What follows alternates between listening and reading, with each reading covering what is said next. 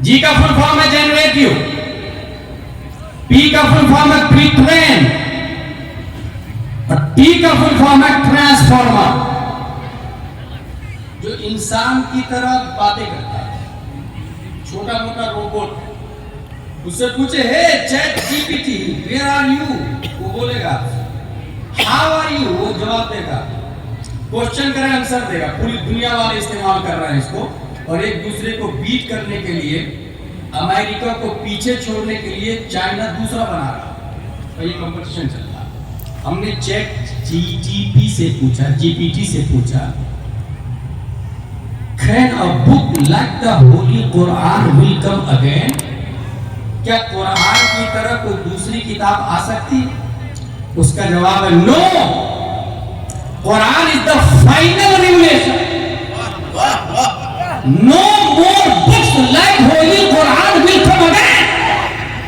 कुरान अल्लाह की आखिरी वही है, इसके बाद कुरान की तरह कोई और किताब नहीं आ सकती। सुभान अल्लाह, सुभान अल्लाह। यही से गुलाम जिलानी अज़हरी इस नतीजे पर पहुंच गया कि तुम टेक्नोलॉजी कितने ही बना लो, उस टेक्नोलॉजी से पूछोगे तो वही जवाब देगा कि दुनिया में इस्लाम से अफजल वाला कोई मजहब ही नहीं हो सकता। सुभान अल्लाह। जिस वक्त माइक वजूद में आया था तो साइंटिस्ट ने दावा किया था कि ऐसा तो पहले की बोली हुई बातों को भी रिकॉर्ड करते हैं। मैं कभी बोल रहा आपके सामने मेरी आवाज पहुंचा रहा है, एक मशीन है, लेकिन यही माइक अपडेट होगा और 1 घंटा पहले वो बोल चुका, यहाँ लगा दे तो वो उसको रिकवर कर दे, क्योंकि बातें खत्म नहीं होती है, वो स्पेस में रहती है। ये माइक उसको ऑब्जर्व कर ले, कैच कर ले। मैं खुश हो गया, वेरी गुड, वेल डन। तुम 1 घंटा नहीं 10 घंटे वाला बना, और तरक्की करना, 100 साल वाला बनाना, 200 साल वाला बनाना, 1000 साल वाला बनाना। और जब 1000 साल पहले की बातें रिकॉर्ड होगी तो वो दिन बईद नहीं है कि ऐ क्रिश्चियनों, ऐ यहूदियों, तुम अपने नबी हजरत मूसा और हजरत ईसा की आवाज सुनोगे और फिर ये तुम्हें सुनना होगा, वो ये कहेंगे कि पूरी दुनिया के आखिरी नबी, शहीद नबी, प्यारे मुस्तफा सल्लल्लाहु अलैहि वसल्लम है। ऐ मेरी उम्मतों, ऐ मेरे फरमाबरदारों, ऐ मेरे पैरोकारों, अगर तुम ये चाहते हो कि अपने ईमान की हिफाजत करें तो मोहम्मद पर ईमान लियो, क्योंकि अगर मैं भी मुस्तफा का जमाना पाता तो उन पर ईमान लाता और उन्हीं की किताब कुरान मुकद्दस की तिलावत। बनाओ जितनी टेक्नोलॉजी बना, मगर इस्लाम को बीट नहीं कर सकते आप। कुरान 114 सूरत, 7 मंजिल, 23 बरस में नाज़िल होता है। 1000 अवामिर ऑर्डर, 1000 नवाही डज़न, 77,450 कलीमा, 3 लाख हुरूफ। कुरान मुकद्दस जामिया कादरिया में हिफ्ज़ कराया था, दस्तारबंदी भी। मेमोरी पावर स्ट्रॉन्ग हो तो इंसान बहुत जल्दी कैच करता है उसको, बहुत जल्दी। कुरान मुकद्दस के बारे में इतना याद रखिएगा, ज़बूर एक किताब का नाम है, तौरात किताब का नाम है, इंजील किताब का नाम हो, ये तीनों आसमानी किताब है। ज़बूर के अंदर 150 सूरतें, तौरात के अंदर 1000 सूरतें और हर सूरत में 1000 आयत है। तौरात को देख के हजरत मूसा ने कहा, ऐ अल्लाह, इतनी मोटी किताब मेरी उम्मत पढ़ेगी कैसे? रब्बे कदीर ने फरमाया, मूसा, मैं एक ऐसी किताब उतारने वाला हूं जो इससे भी ज्यादा ज़ख़ीर, मोटी। मौला किस पर? फरमाया नुज़्ज़िल अला मुहम्मद, हुज़ूर सल्लल्लाहु अलैहि वसल्लम। मौला उसकी उम्मत पढ़ेगी कैसे? रब्बे कदीर का इरशाद, वलक़द यस्सरना कुरान लिज़िक्र फहल मिन मुद्दकिर। मूसा, इतना आसान कर दूंगा, इतना आसान कर दूंगा कि उम्मत मोहम्मद का बच्चा चाहेगा तो चंद महीनों में अपनी छाती में पूरा कुरान। اللہ اکبر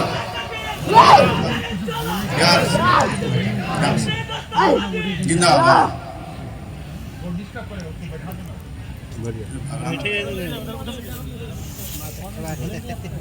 شیخ عبدالحق محدث دہلوی پورے قرآن کو 3 مہینے میں حفظ کر لیا. پورے قرآن. مجدد الف ثانی کو جیل میں ڈلوا دیا. وہ جیل میں جا کے بولے قرآن لے کر آ. قرآن بلوایا, پڑھنا شروع کیا. 3 مہینے میں پورے قرآن کا انہوں نے حفظ کر دیا. آپ کو حیرت ہوگی, میں ایک ایسے آدمی کا نام بتا رہا ہوں جو صرف 7 دن میں پورے قرآن کا حفظ کر دیا. وہ گئے پڑھنے کے لیے امام صاحب کے پاس. امام صاحب میں علامہ بننا چاہتا ہوں. امام صاحب نے کہا جا قرآن یاد کر کے آ. اس کا مطلب یہ ہوا کہ علامہ بننے کے لیے قرآن کا حفظ بہت ہی مفید اور ضروری ہے. اپنے انڈیا میں کیا ہو رہا ہے کہ قرآن شریف لوگ تراویح پڑھانے کے لیے یاد کرتے ہیں. غلط. قرآن نازل تراویح پڑھانے کے لیے نہیں ہوا. قرآن نازل ہوا ہے لائف اسٹائل کے لیے. تراویح ایک ضمن ہے. قرآن کا وجود ہوا طریقہ حیات کے لیے. چلے کیسے, کھائے کیسے, پیے کیسے. کانسٹیٹیوشن آف اسلام جس طرح بھارت کا سمویدھان ہے ایسے اسلام کا سمویدھان ہے. قرآن ہر ملک کا سمویدھان ہوتا ہے, اسلام کا سمویدھان قرآن. لائف اسٹائل ہے. مگر موسٹلی لوگ اپنے انڈیا میں الگ سے حفظ کی کلاس بھی چل رہی ہے, حافظ بھی ہو جاتا ہے, اور حافظ ہو کے دستار بندی ہو گئی. میں کسی علامہ سے کم نہیں. وہ تقریر بھی کرتے ہیں, وہ مسئلے بھی بتاتے ہیں. نہیں, حافظ کو مسئلہ بھی نہیں بتانا چاہیے. جو یاد ہو وہی بتانا چاہیے, نہیں تو اپنے سے بڑے عالم کے حوالے کر دینا چاہیے. اور یہ پبلک کی لاپرواہی کی وجہ سے بھی ہوا. ایم بی بی ایس کی فیس 200 روپے, ایم ڈی کی فیس 500 روپے, ڈی ایم کی فیس 1000 روپے. مگر یہاں ہر کرتا پاجامہ ٹوپی والا حافظ صاحب, امام صاحب, مولوی صاحب, عالم صاحب سب ایک ہی زمین میں نظر آتے ہیں. سب سے سب پوچھ بھی لیتے ہیں اور سب کی پیروی بھی کر لیتے ہیں. حافظ بننے کے بعد ہمارے یہاں کیا ہوتا ہے, امام صاحب میری ماں کا انتقال ہو گیا ہے, 10 بچے کو بھیج دیجیے گا قرآن شریف کو, قرآن خوانی کے لیے. 10 بچے گئے, قرآن خوانی کیا, 3 پارے ایک بچے نے پڑھے, 1 گھنٹے میں قرآن شریف ختم. اے اللہ, ایک قرآن کا ثواب میری ماں کی روح کو پیش کرتا ہوں, قبول فرما. بحق لا الہ الا اللہ محمد رسول اللہ. یہی چل رہا, یہ اس کو کہتے ہیں قرآن خوانی. قرآن کا وجود قرآن خوانی کے لیے کم, قرآن دانی کے لیے زیادہ ہوا. قرآن سمجھنے کے لیے. اگر مکتب ہمارے یہاں اپنے بچے کو ہم لوگ قرآن شریف پڑھاتے ہیں اور ہمارا بچہ, ہماری بچی قرآن شریف پڑھ لی تو پھر ہم یہ سمجھتے ہیں کہ میرا بیٹا دینی تعلیم بھی جانتا ہے. غلط, اس کو دینی تعلیم نہیں کہتے ہیں. اگر آپ سمجھتے ہیں کہ آپ کا بیٹا, آپ کی بیٹی قرآن پڑھ لی اور دینی تعلیم جان گئی تو بالکل شیطان کے فریب اور دھوکے میں ہے. قرآن پڑھنے کا نام دینی تعلیم نہیں, قرآن سمجھنے کا نام دینی تعلیم. اس لیے مکتب میں قرآن شریف کے ساتھ ساتھ تعمیر ادب اول دوم سو مروار شریعت اور بہار شریعت اردو کی تعلیم لازم. مسائل جاننا یہ فرض ہے. اس لیے قرآن, اور یہ بھی سنیں, بہت سارے لوگ یہ سوچتے ہیں کہ نہیں میرے بچے کو قرآن شریف پڑھا دے, اردو ضروری نہیں ہے, وہ بعد میں دیکھ لیں گے. اردو پہلے. قرآن شریف اتنی مقدار میں یاد کر لیا جس سے نماز ادا ہو جاتی ہے تو فرض ادا ہو گئے. اب اس پر مسائل سیکھنا فرض ہے اور وہ اردو میں. اس لیے عربی سے زیادہ مکاتب میں اردو پر توجہ ہونی چاہیے. اور یہاں پر ہو یہ رہا کہ نہیں عربی پہ بہت زیادہ توجہ ہے اور لوگ یہ سمجھتے ہیں اس میں زیادہ ثواب ہے. کھنڈوا مدھیہ پردیش میں میں ایک مکتب چلاتا ہوں. مکتب میں اردو کا زیادہ سسٹم بنا کے رکھا. خاتون آ گئی لڑنے کے لیے, آپ کے مدرسے میں اردو بہت زیادہ چلتی ہے, میری بچی قرآن شریف کب پڑھے گی؟ میں نے کہا چلو قرآن شریف پڑھا دیا. کیا کر لے گی آپ کی بچی؟ رمضان میں 1 قرآن ختم کر لی, 2 قرآن ختم کر لی, 3 قرآن, روزانہ 3 پارے پڑھے, 3 قرآن ختم. 1 رمضان میں 1 مہینے میں 3 قرآن کا ثواب ملے گا. اب سنیں, علامہ نعیم الدین مراد آبادی لکھتے ہیں کہ اگر کوئی شخص ایک آیت کی تفسیر سمجھ لیتا ہے تو اللہ تبارک و تعالیٰ 10 قرآن کا ثواب عطا فرماتا ہے۔ سبحان اللہ سبحان کچھ سمجھ میں آیا؟ اس کا مطلب رمضان میں پورا قرآن ختم کرنا یہ مستحب ہے، مگر روزانہ اگر ایک آیت کی تفسیر سمجھ لیے تو روزانہ 10 قرآن کا ثواب آپ کو ملتا ہے۔ اس کی طرف کوئی نہیں توجہ دے رہا۔ رسم و رواج، ماحول، سسٹم، تھیوری، اس کی طرف سب لوگ چلے جا رہے ہیں۔ اسپیچول آف اسلام کیا ہے اس کے لیے کوئی سوچنے کو تیار نہیں، نتیجہ یہ تباہی اور خرابی لازم آ رہی ہے۔ اس لیے قرآن شریف سے زیادہ، قرآن شریف پڑھنے سے زیادہ سمجھنا ضروری ہے، اور عالم جتنے زیادہ قرآن کی آیتیں یاد ہوگی اتنی زیادہ دلائل یاد ہوگی۔ آپ سے میں پوچھوں وضو میں 4 فرائض ہیں، چہرہ دھونا، ہاتھ دھونا، مسح کرنا، پاؤں دھونا، کہاں لکھا؟ نہیں بتا پائے گا۔ یہ قرآن میں لکھا بھائی صاحب، اس کو ہٹایا یہاں سے، اس کو یہ ڈسٹرب کرنا بات ہے۔ وضو میں 3 فرائض ہے، کلی کرنا، ناک صاف کرنا، پورے بدن پہ پانی بہانا۔ قرآن میں کہاں لکھا؟ قرآن کا وجود دلیل کے لیے ہوا، یہ جو مسائل ہے اس کے دلائل کے لیے قرآن کا وجود ہوا۔ اس لیے امام صاحب نے بچے سے کہا جا قرآن یاد کر کے آ۔ بچہ گیا، 1 دن 2 دن 3 دن 4 دن 5 دن 6 دن 7ویں دن پھر حاضر، حضرت مجھے علامہ بنا دیجیے۔ میں نے کہا نا قرآن یاد کر کے، بولے کر لیا۔ آپ نے 7 دن میں قرآن یاد کر لیا؟ بولے ہاں حضرت کر لیا۔ اس بچے کا نام محمد بن حسن شیبانی رضی اللہ تعالیٰ عنہ ہے، اور وہ امام صاحب جس نے کہا جا قرآن یاد کر کے آؤ، اس امام کا نام امام اعظم ابو حنیفہ رضی اللہ تعالیٰ عنہ۔ آپ کو حیرت ہوگی، مزید بھارت میں میں ایک ایسے آدمی کو جانتا ہوں جو صرف 7 گھنٹے میں پورے قرآن کا حفظ کر لیا۔ 7 گھنٹے میں ہوا یوں، اس سے کس نے کہہ دیا حافظہ، he thought of not حافظ القرآن but you said Hafiza I have 2 options، میں حافظ نہیں ہوں، تم نے حافظ کہہ دیا، یا تو منع کر دو بھائی کل سے حافظ مت بولنا، یا تو پھر حافظ بن ہی جاتا ہوں تاکہ اس کی بات سچ ہو جائے۔ اس وقت کیا حال چل رہا؟ ناظرہ خان سوچتا ہے لوگ مجھے حافظ صاحب بولے، حافظ صاحب سوچتا ہے لوگ مجھے عالم صاحب بولے، عالم صاحب سوچتے ہیں لوگ مجھے مفتی صاحب بولے، اور کچھ مفتی مجدد کا پیپر بانٹ رہے۔ لیکن وہ آدمی تھا، انہوں نے کہا کہ بھائی میں حافظ نہیں ہوں، اس نے حافظ کہہ دیا، اب کیا کروں میں؟ اس کو منع کر دوں یا حفظ کر دوں؟ انہوں نے دوسرا والا آپشن چنا، لاؤ حفظ کر ہی لیتا ہوں، کس کو منع کر دوں؟ اس نے پہلا پارہ الف لام میم 1 بار پڑھا اور یاد کر لیا، صرف 1 بار، اور اتنا اچھا یاد کیا کہ جا کے تراویح بھی پڑھا ہے۔ دوسرے دن سیقول 1 بار، تیسرے دن تلک الرسل، چوتھے دن لن تنالوا، 5ویں دن والمحصنات، 6ویں دن لا يحب، 7ویں دن وإذا سمعوا، 8ویں دن ولو أننا، 9ویں دن قال الملأ، 10ویں دن واعلموا، 11ویں دن يعتبروا، 12ویں دن وما من دابة، 13واں دن وما أبرئ، 14واں دن ربما، 15واں دن سبحان الذي، 16واں دن قال ألم، 17واں دن اقترب، 18واں دن قد أفلح، 30واں دن عما يتساءلون 1 بار پڑھا اور یاد کر لیا۔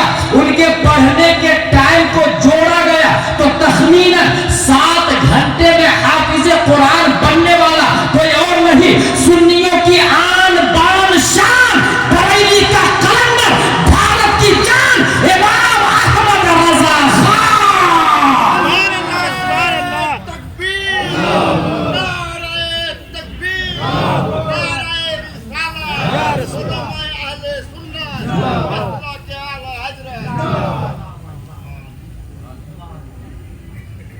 اچھا، قرآن شریف ایک بنیادی بات آپ کو ذہن میں رکھیے گا،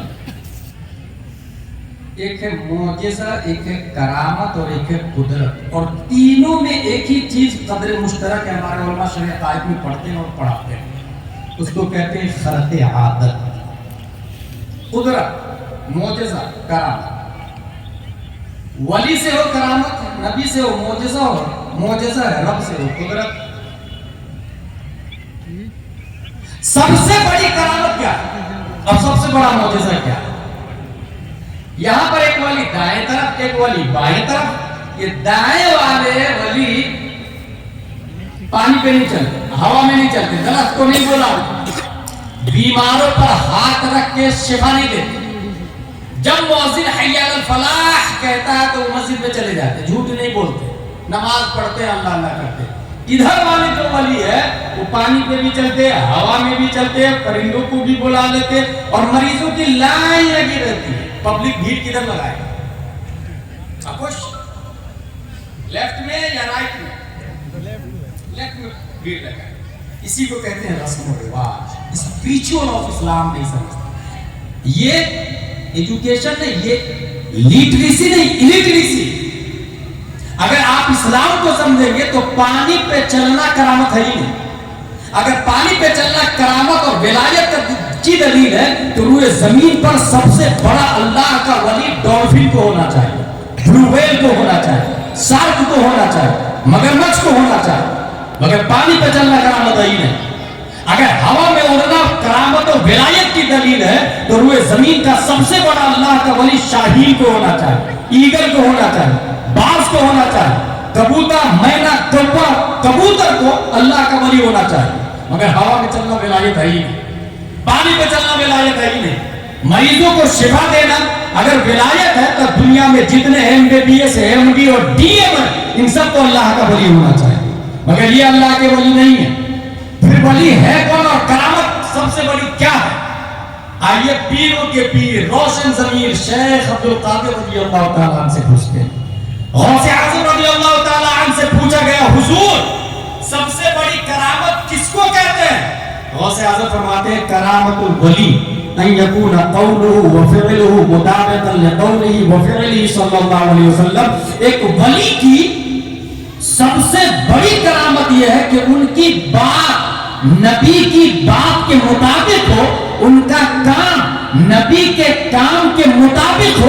پتہ یہ چلا یہ جو دائیں والا ہے یہ نبی کے طریقے پر چلتا ہے، جھوٹ نہیں بولتا، روزہ رکھتا ہے، نماز پڑھتا ہے، حی علی الفلاح پر لبیک کہتا ہے. اور یہ جو بائیں طرف والا ہے پانی پہ چلنا، ہوا میں اڑنا، کیا نبی پانی پر چلے ہیں؟ کیا نبی ہوا میں اڑے ہیں؟ تاریخ میں ایسا کچھ ہو تو آپ بتا دیں مجھے تو میں بھی غور و فکر کر لوں. غوث اعظم فرماتے ہیں ولی کی سب سے بڑی کرامت یہ ہے کہ ان کی بات نبی کی بات کے مطابق ہو، شریعت پر چلنا یہ سب سے بڑی کرامت ہے. الاستقامہ فوق الکرامہ ثابت ہو گیا. ہوا پہ چلنے والا یہ اللہ کا ولی نہیں ہو سکتا. مگر فساد امت کے زمانے میں ٹوپی کے بغیر جو پانی نہیں پیتا ہے، جو نماز کی پابندی کرتا ہے، جو جھوٹ نہیں بولتا ہے، اور جو نبی کے نام پہ 24 گھنٹہ مرنے کے لیے تیار ہوتا ہے، وہ اللہ کا ولی ہے، وہ اللہ کا مقدس ولی ہے. اور نبی کے نام پہ مرنا یہ سب سے بڑی کرامت ہے. یہی سے پتہ چل گیا توحید و رسالت کے شہدائیوں ڈھونگی باباؤں کے پیچھے مت پڑنا، ہوا میں چلنے والے ڈپلیکیٹ پیروں کے پیچھے نہ جانا. یہ دیکھنا وہ عالم ہے کہ نہیں، وہ نماز پڑھتا ہے کہ نہیں، وہ جاہلوں کے ساتھ اختلاف کس قدر رکھتا ہے، وہ تنہائی میں عورتوں کو بیٹھا کے سر پہ ہاتھ رکھ کے دعا تعویذ تو نہیں کرتا ہے. اگر ایسا آدمی ہے تو ہرگز ہرگز اس سے بیٹھ نہ ہونا. اور سمجھ جانا یہ انسان قوم کے لیے فسادی ہے، یہ انسان شریعت کے لیے ڈینجرس ہے. یہ دیکھنا کہ ان کا رنگ ڈھنگ نبی کے رنگ ڈھنگ سے مل رہا ہے تو آنکھ بند کر کے اسے کے پیچھے چلنا. وہی وہ آدمی ہے جو آپ کو اعلیٰ حضرت تک لے جائے گا. اعلیٰ حضرت غوث اعظم تک، غوث اعظم مصطفیٰ تک، اور مصطفیٰ رب القدیر تک پہنچا دیں. سب سے بڑی کرامت میں نے بتا دی. سب سے بڑا معجزہ چاند کو نبی نے پھاڑ دیا. کیا یہ سب سے بڑا معجزہ ہے؟ نہیں. سورج کو نبی نے بلایا، سب سے بڑا معجزہ ہے؟ نہیں. نبی کا سب سے بڑا معجزہ قرآن مقدس جو آج جامعہ قادریہ میں پڑھائی جاتی ہے. قرآن مقدس آج بھی معجزہ ہے. آج بھی اگر اس کے بارے میں کچھ علمی گفتگو ہوگی جسے توجہ سے سنیے گا. قرآن معجزہ کیوں بنا؟ پوری دنیا کے اندر انسان بولتا ہے مگر یہ بولنا بھی اضافی چیز ہے. ایک انسان کم بولتا ہے تو اس کو بھی کہہ دیتے ہیں گونگا ہے، اور جو زبان سے نہیں بولتا ہے اسے بھی کہتے ہیں گونگا ہے. عرب کا مطلب ہوتا ہے بولنے والا، اور عرب کے علاوہ کو اہل عرب عجم کہتے ہیں جس کا مطلب ہے گونگا. عرب کے اندر بکری چرانے والا بھی شاعر ہوتا ہے، بہت بڑے بڑے شاعر. ڈاک دہلوی جیسے ہزاروں اس کے دامن میں سمٹ جائے. مرزا جیسے لاکھوں اس کا نام نہیں سنا گیا. اونٹ چلانے والا شاعر ہوتا ہے. عام ہے شعروں میں بات کرنا. بازار اوقاف ہر ہفتے لوگ اپنے اشعار کہیں گے باپ دادا کی تاریخ میں. جس کا کلام بہت اچھا ہوگا خانہ کعبہ پہ لٹکا دیا جائے. اگلے ویک دوسرا کلام جو اچھا ہوگا اس کو ہٹا کے اس کو لگایا جائے گا. یہ سسٹم تھا. ایسے ماحول میں پیارے مصطفیٰ نے کہا کعبہ پر ایک آیت لٹکا دو. اِنَّا أَعْطَيْنَاكَ الْكَوْثَرَ فَصَلِّ لِرَبِّكَ وَانْحَرْ إِنَّ شَانِئَكَ هُوَ الْأَبْتَرُ. اور پھر چیلنج اس کا جواب لے کر کے آؤ. اس کے مقابل کوئی شعر لے کر کے آؤ, کوئی کلام لے کر کے آؤ, کوئی نظم لے کر کے آؤ, کوئی نظم لے کر کے آؤ. اور ایک آدمی سے نہیں ہو رہا ہے نا, تو عرب کے جتنے شاعر اور جینیس ہے سب کے سب جمع ہو جاؤ. اور انسان سے کام نہیں چل رہا تو جناتوں کو بھی بلا لو. انسان اور جنات سب مل کے لاؤ. سب مل کر کے بھی نہیں لا پائے, اس کے آگے ایک لفظ لکھ دیا ما ھذا کلام البشر. یہ انسان کا کلام نہیں, خالق انسان کا کلام ہے. ایسے میں پیارے مصطفیٰ صلی اللہ تعالی علیہ وسلم کا کوئی استاد نہیں ہے, یاد رکھیے گا.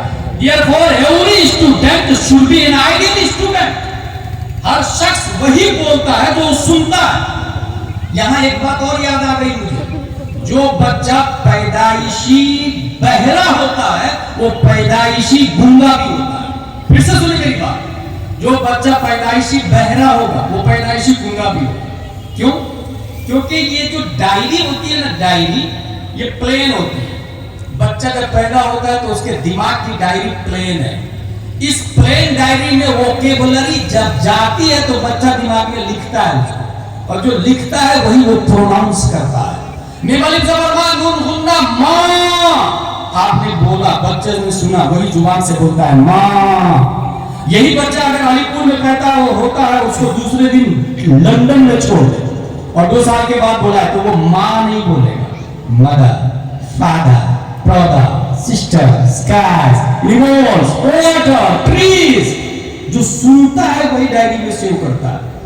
یہی سے یہ بھی مجھے سمجھ میں آیا کہ اگر ہماری ماں اور بہنیں اپنے بچے کو دودھ پلاتی تو آٹا گوندھتے سمے اسے چاہیے کہ پانی آٹا میں ملائے, آٹا گوندھے اور موبائل پر یوٹیوب میں لگا دے کلام اعلیٰ حضرت اویس رضا قادری. اب ادھر موبائل چلے گا جس میں آواز آئے گی کیا دبے جس پہ حمایت کا ہو پنجہ تیرا, شیر کو خطرے میں لاتا نہیں کتا تیرا, بد سہی چور سہی مجرم و ناکارہ سہی, ہے وہ کیسا ہی سہی ہے تو کریمہ تیرا.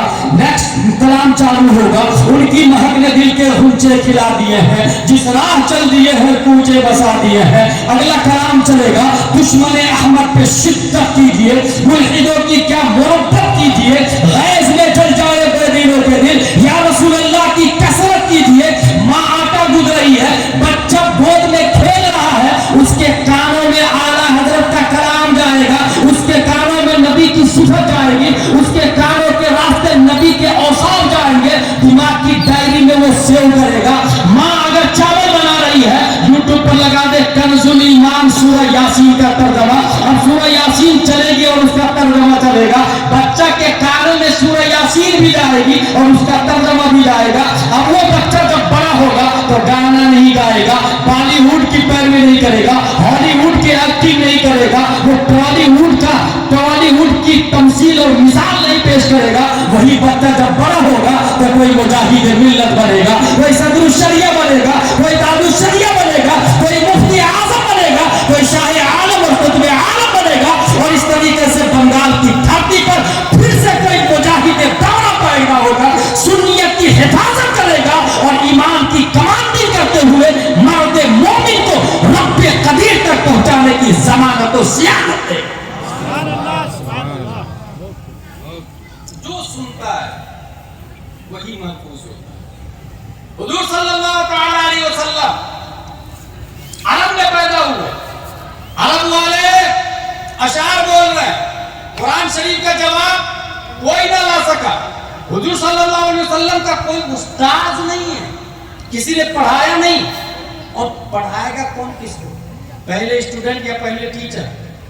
پہلے ٹیچر، یہی ہے نا، پہلے اسٹوڈنٹ یا پہلے ٹیچر؟ پہلے ٹیچر۔ انسان پہلے ڈاکٹر، بعد میں ڈاکٹر، پہلے اسٹوڈنٹ بعد میں، باپ پہلے بیٹا بعد میں۔ یہاں میں اکارڈنگ ٹو سائنٹسٹ ایک بات کرنے جا رہا ہوں کہ نبی کا ٹیچر بنتا کون؟ ٹیچر بننے کے لیے نبی سے پہلے ہونا ضروری ہے، اور سائنسدانوں نے یہ کہا ہے in short the Big Bang hypothesis states that all of the current and past matter in the universe came into existence at the same time roughly 13.8 billion years ago. At this time all matter was compacted into a very small ball with infinite density and intensity called a singularity. Suddenly the singularity began expanding and the universe singularity began. پوری دنیا ایک dot سے بنی، اچانک وہ dot پھٹتا ہے، London, امریکہ، علی پور، بنگال، دنیا کا وجود ہو جاتا ہے۔ کون بول رہا ہے؟ یہ سائنٹسٹ بول رہے ہیں۔ پوری دنیا ایک ڈاٹ سے بنی۔ سائنٹسٹ میں ایک سوال کرنا چاہتا ہوں، وہ ڈاٹ رہتا کہاں تھا؟ حیز طبیعی کیا تھی؟ لایا کس نے؟ کلر کیسا تھا؟ Reply I don't know. سائنسدانوں نے کہا مجھے نہیں معلوم، مجھے نے دیکھ لیا اسے بڑی محنت و مشقت سے 13.8 بلین ایئر سے، جو بلین 1 ملین 10 لاکھ کا ہوتا ہے، 1 بلین 100 کروڑ کو کہتے ہیں، 13.8 بلین ایئر سے ایک وہ دنیا ڈاٹ سے بنی ہے۔ اور وہ ڈاٹ کہاں سے آیا، کیوں آیا، کیسے آیا، نہیں پتا۔ چلیں اب دارالعلوم جامعہ قادریہ مظہر العلوم میں پڑھنے والوں سے پوچھ لیتے ہیں، آپ بتائیے اس ڈاٹ کی حقیقت کیا ہے، اس کی ماہیت کیا ہے؟ اللہ اکبر کبیرہ۔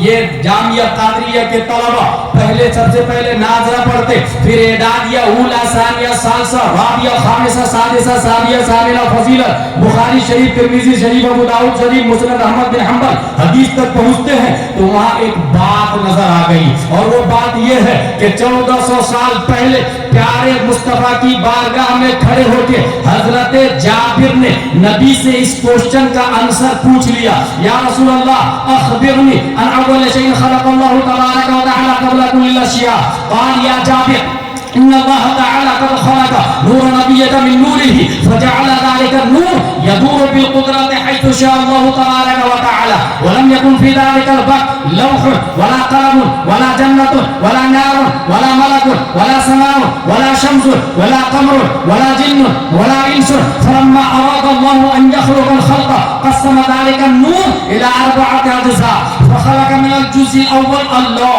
ومن الثاني القلم ومن الثالث العرش ثم قسم الجزء الرابع الى 4 اجزاء الى اخر۔ یا رسول اللہ، اللہ نے سب سے پہلے کس چیز کو پیدا فرمایا؟ پیارے مصطفیٰ جواب دیتے ہیں، جابر ابھی زمین نہیں ہے، آسمان نہیں ہے، ستارے نہیں ہے، کہکشاں نہیں ہے، اشجار نہیں ہے، ابحار نہیں ہے، اقمار نہیں ہے، اسکائز نہیں ہے، اینیمالز نہیں ہے، ٹریز نہیں ہے، کائنات کی کوئی شے نہیں ہے۔ اللہ نے سب سے پہلے تمہارے نبی کے نور کو پیدا فرمایا ہے۔ اب بات سمجھ میں آ گئی، نیوٹن آ جا، ڈارون آ جا، زرقالی آ جا، کیپلر آ جا، کیمبرج والا تو بھی آ، آکسفورڈ والا تو بھی آ، کانوینٹ والا تو بھی آ، لٹل فلاور والا تو بھی آ، سینٹ پائس والا تو بھی آ، سینٹ جوسف والا تو بھی آ، C B S E pattern والا تو بھی آ۔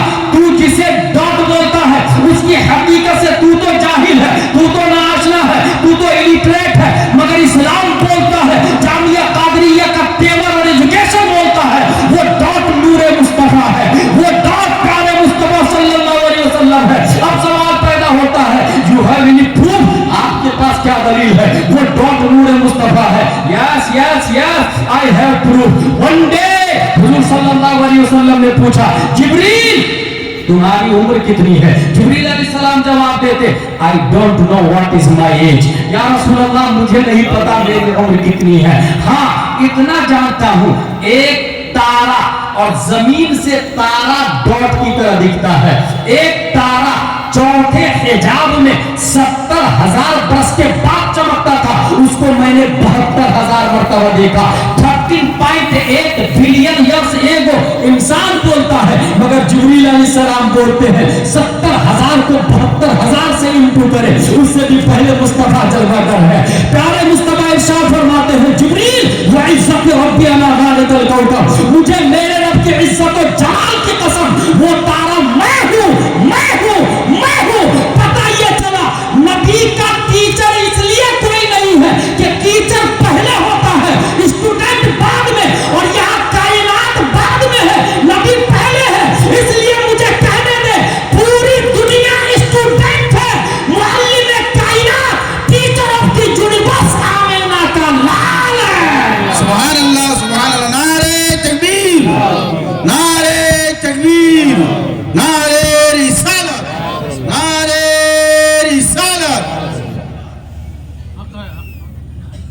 حضور صلی اللہ تعالی علیہ وسلم ٹیچر آف دی یونیورس، معلم کائنات، قرآن مقدس حضور صلی اللہ تعالی علیہ وسلم کا سب سے بڑا معجزہ کیوں؟ اس لیے کہ نبی کسی سے پڑھے نہیں، اور جب باتیں کر رہے تھے تو تیرے آگے یوں ہے دبے لچے فصحا عرب کے بڑے بڑے، کوئی جانے منہ میں زبان نہیں نہیں نہیں نہیں بلکہ جسم میں جان نہیں۔ حضور صلی اللہ تعالی علیہ وسلم کلام فرمایا، وہ بھی عرب کا حال یہ ہے۔ اب ذرا عرب کی عربی بھی سنیں، اتنے ایکسپورٹ ہوتے ہیں کہ ایک شعر میں 2 مصرع ہوتا ہے۔ جیسے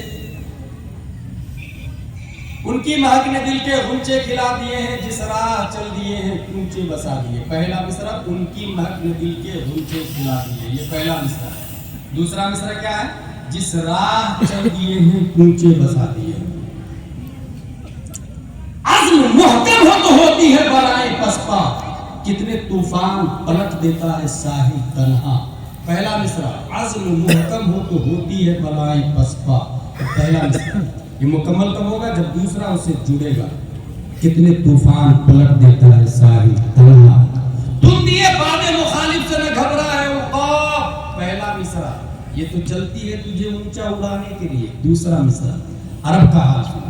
امرؤ القیس کے بارے میں فیمس ہے، اس کے امرؤ القیس کو کڈنیپ کر لیا لوگ اور کہا ہم تمہارا مرڈر کرنے والے ہیں، آخری خواہش۔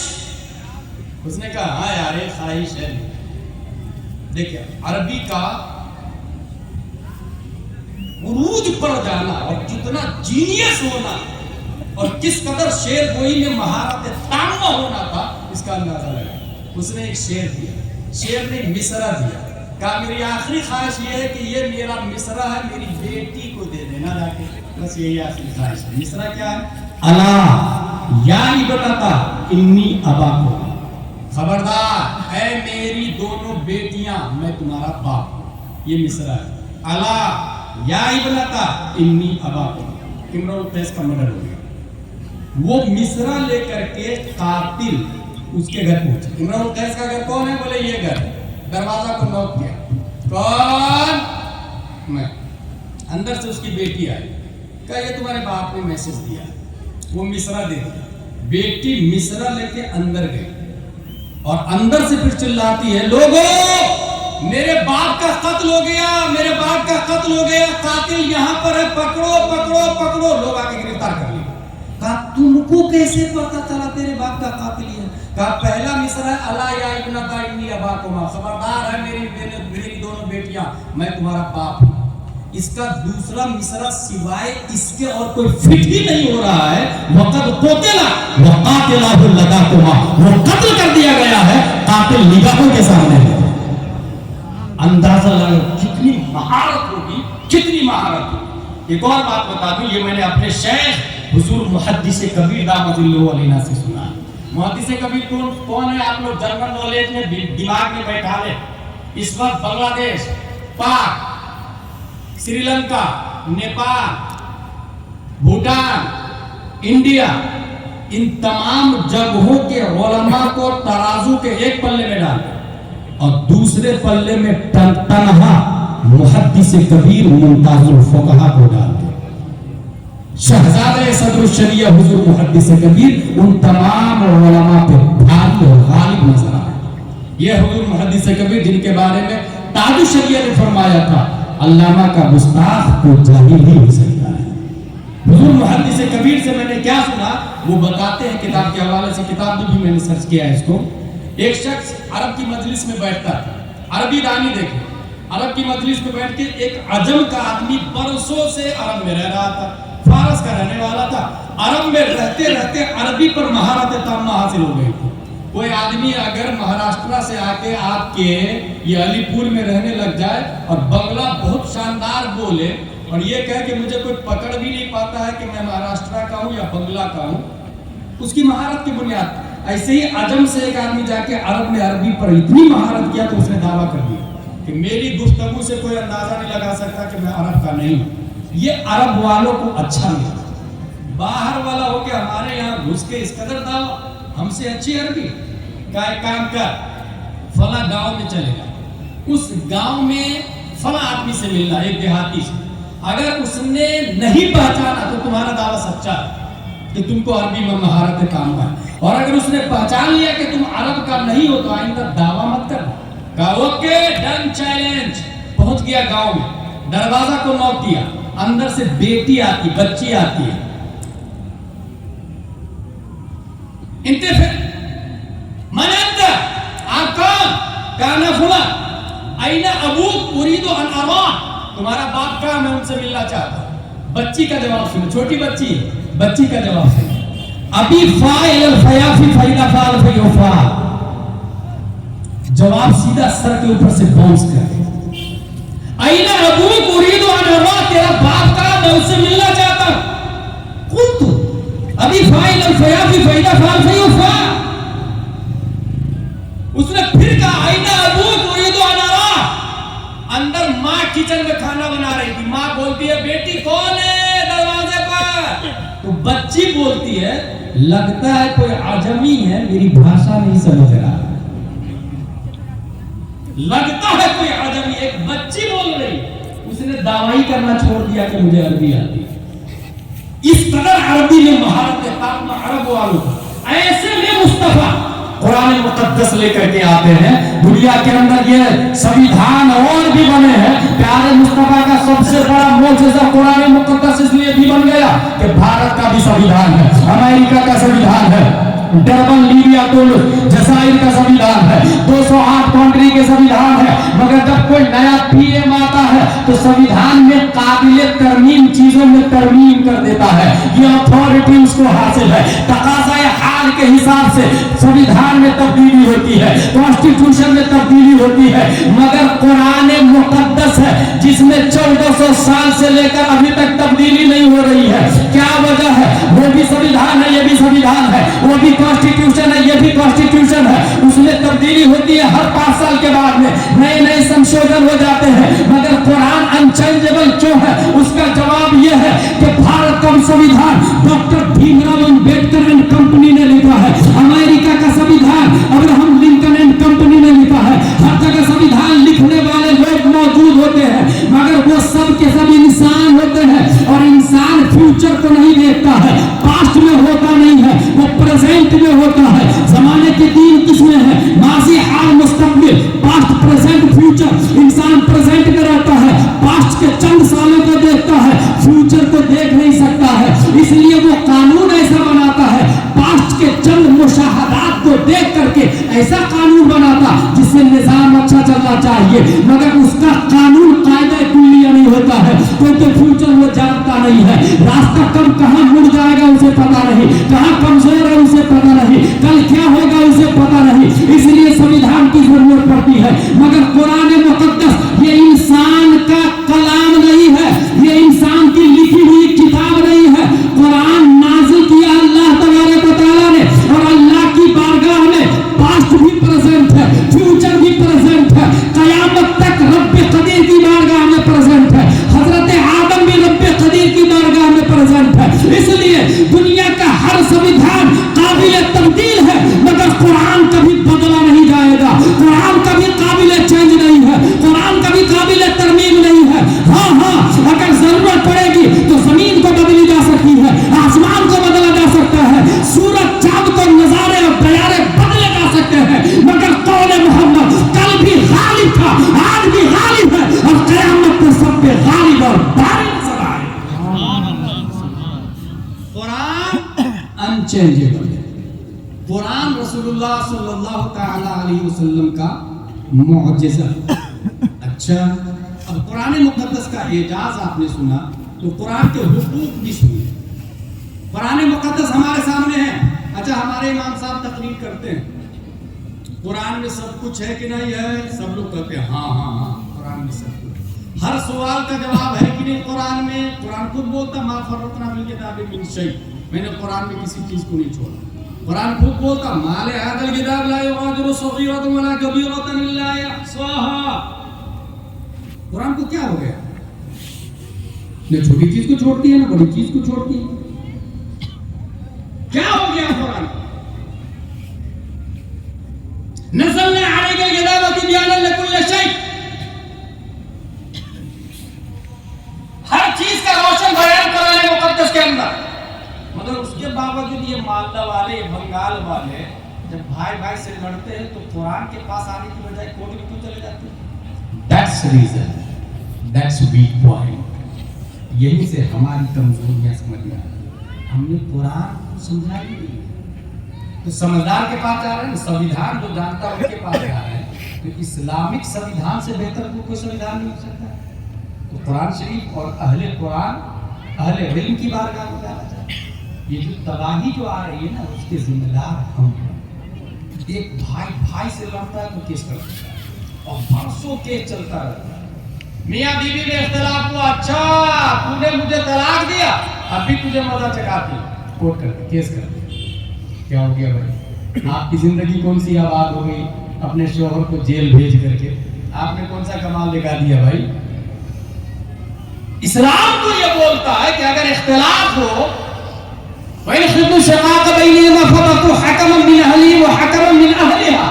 ایک شوہر کی طرف سے، ایک بیوی کی طرف سے ذمہ دار آدمی، اور وہ بیٹھ کے شریعت کے دائرے میں فیصلہ کرے. جو بھی لڑکی اور عورت طلاق کے بعد میں پیسے کا ڈیمانڈ کرتی ہے، وہ لڑکی فرما بردار بیوی نہ تھی، نہ ہے، نہ ہوگی. یہ لیونگ ریلیشن شپ کا نظریہ ہے، یہ امریکہ کا کانسیپٹ ہے، یہ ویسٹرن کنٹری کا نظریہ ہے.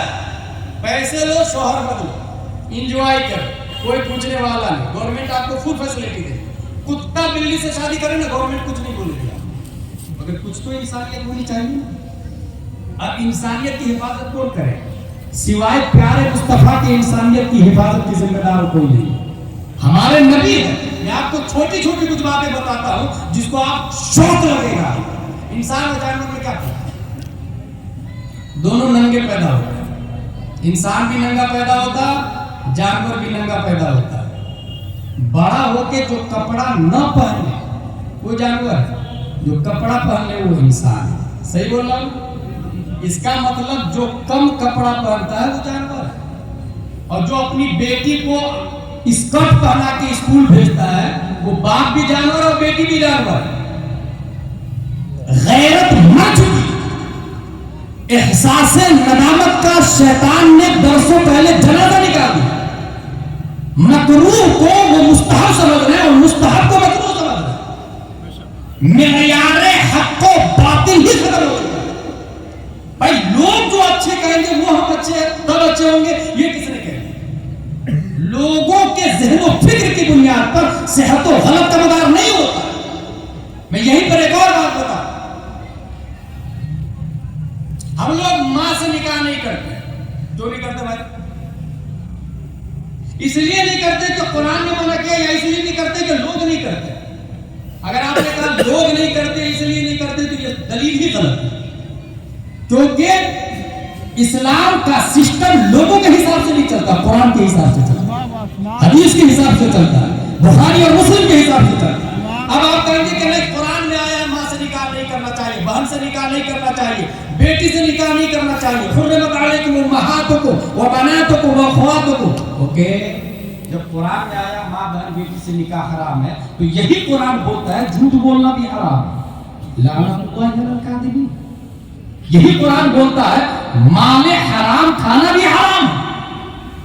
لا تاکلوا اموالکم بینکم بالباطل. یہی قرآن بولتا ہے بھائی کی غیبت کرنا مردار کھانے کی طرح. اتاکلون لحم اخیکم میتا فکرہتموہ. یہی قرآن بولتا ہے اترا کر چلنا حرام ہے. ولا تمشوا فی الارض مرحا. یہی قرآن بولتا ہے نماز چھوڑنا حرام ہے. فویل للمصلین الذین هم عن صلاتهم ساہون. اس لیے کہ قرآن نے بولا. اور یہ حرام شراب، جوا اور بے نمازی اور گالی گلوچ یہ بھی تو حرام ہے، یہ بھی قرآن میں آیا. اس کا مطلب بعض کو مانتے ہیں بعض کو نہیں مانتے، یا پھر رسم و رواج کے حساب سے چلتے ہیں، قرآن کے حساب سے نہیں چلتے. یہی وجہ ہے کہ کچھ لوگ اپنی سالی سے نکاح کر لیتے ہیں معاذ اللہ رب العالمین.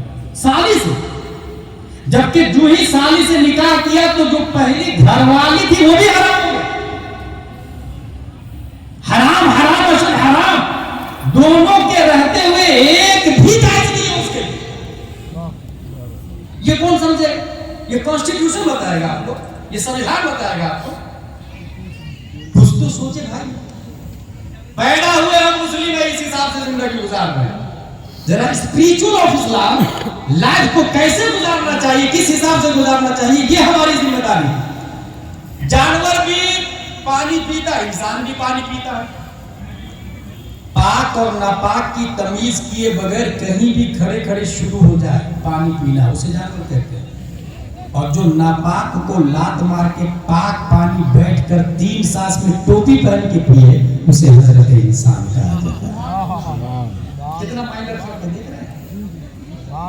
بھوک دونوں کو لگتی ہے, کتا بلی چھچھندر بھی کھانا کھاتے ہیں, انسان بھی کھانا کھاتے ہیں. حلال و حرام کی تمیز کیے بغیر کھاتا ہے وہ کتا, اور جو حرام کو چھوڑ کر صرف حلال کھاتا ہے اسے حضرت انسان کہا جاتا ہے. پیشاب دونوں کرتے, کھڑے کھڑے کہیں بھی شروع ہو جائے وہ جانور, اور جو بیٹھ کر پیشاب کے بعد پانی لیتا ہے اسے حضرت انسان کہا جاتا ہے. سمجھنے والی بات, ایک لکیر ہے باریک سی, ادھر گئے تو جانور, ادھر گئے تو انسان, اور موسٹلی انسان ادھر ہی ہے, اسے شعور بھی نہیں, وہ بول رہا ہے انسان. کس نے بولا انسان ہے آپ؟ قرآن تو یہ بولتا اولئک کالانعام بل هم اضل, وہ جانور سے بدتر, جانور نہیں بلکہ جانور سے بدتر قرآن بولتا. اسی طریقے سے ایک اور فلسفہ بتا دوں آپ کو. بات چونکہ حضور صلی اللہ علیہ وسلم اور قرآن کی چل رہی, زندگی کس کو کہتے ہیں, زندہ کون ہے آپ؟ جتنے لوگ بیٹھے ہیں یہاں پر سب زندہ ہے, یہی کہیں گے آپ؟ میں نہیں مانتا, کیونکہ یہاں روح باقی ہے, لیکن روح کی بقا یہ زندگی کا دلیل نہیں.